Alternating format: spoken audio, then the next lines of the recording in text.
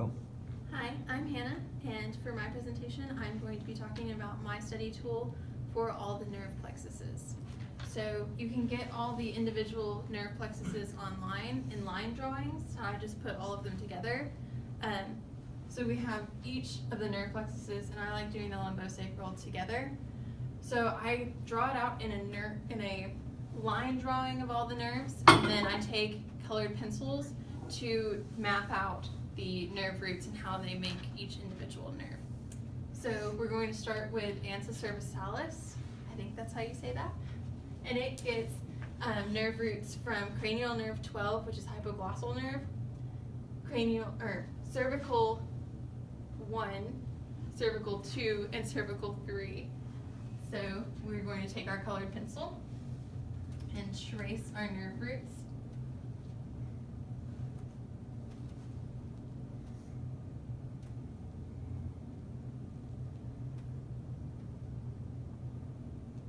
So that's how we got our first one. So we're going to do the same thing for each of our nerves.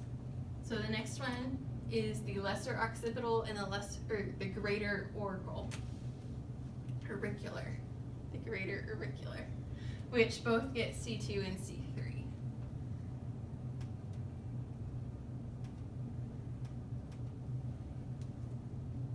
Then we have transverse cervical, which gets C2 and C3.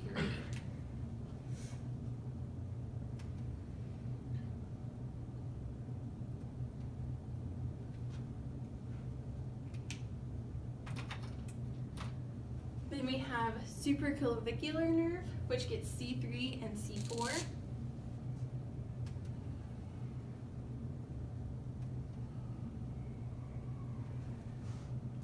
Then the last nerve in our cervical plexus will be the phrenic nerve, which gets C3, C4, and C5.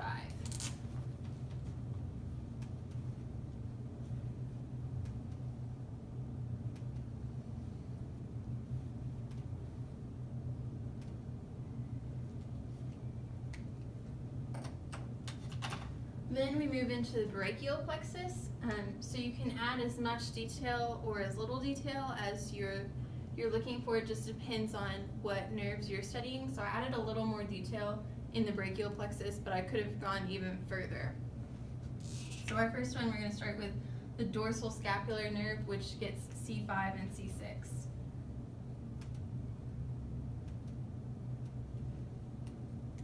And then I also added suprascapular nerve, which is also C5 and C6.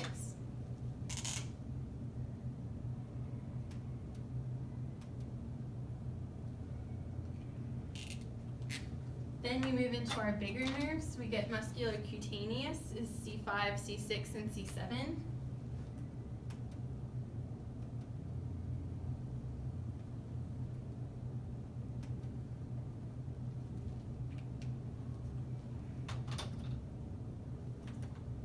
Then in the center of our brachial plexus, we're going to have radial and axillary nerves, which get C5, C6, C7, C8, and T1. So they get all of them.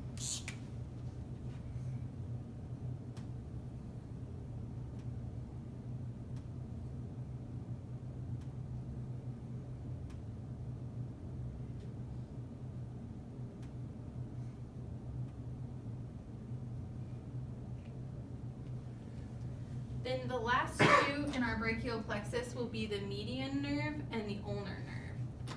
I'm going to do them separately because they have different nerve roots. So the median nerve gets all of them, the C5, C6, C7, C8, and T1.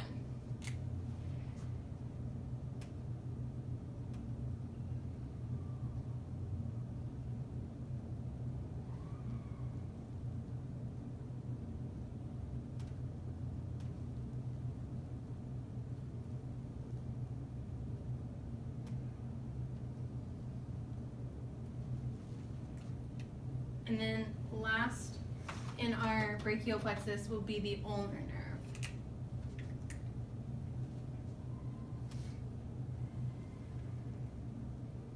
And it gets C8 and T1. And the brachial plexus will be all of the nerves of the arm. For the thoracic nerves, we have every one of them gets their own individual nerve, and they're all the thoracic or intercostal nerves. So they're all labeled by which root they come from, T1 to T12. Then we're going to move into the lumbosacral plexus. Our first one being the subcostal nerve from T12.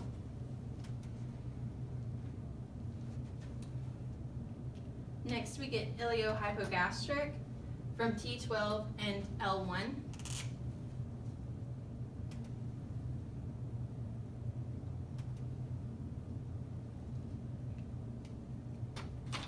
Then we're going to have ilioinguinal from L1.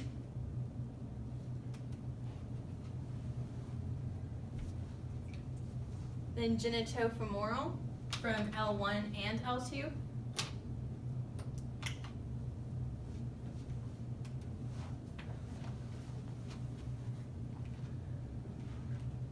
Then we get femoral from L2, L3, and L4.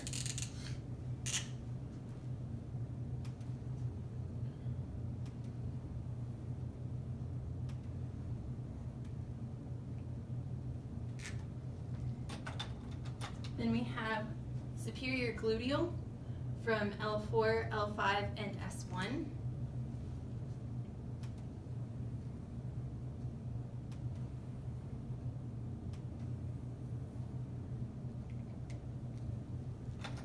And inferior gluteal from L5, S1, and S2.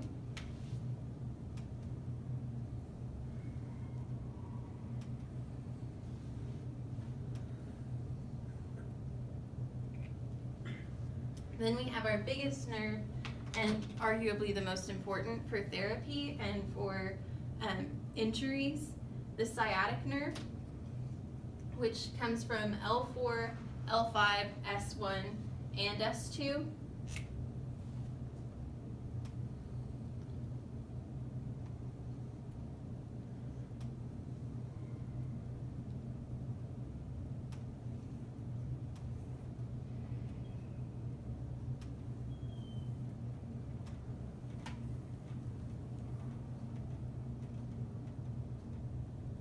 And the sciatic nerve gives off two separate parts, the tibial part, which will turn into the tibial nerve, and the fibular part, which turns into superficial peroneal and deep peroneal.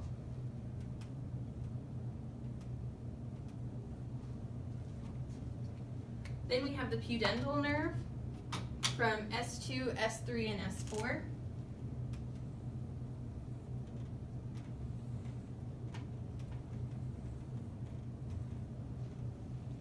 And then from the coccyx, we only get one nerve, and it is the coccygeal nerve.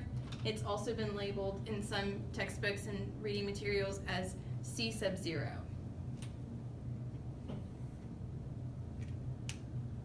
So there we have all of our nerve plexuses for the entire vertebrae, or vertebral column. There are lots of different ways to study them, but this is what I found most effective. I like to be able to trace the nerves back to their nerve roots and vice versa. And personally, my study tip would be to draw this over and over and over again until you can do it without looking at it.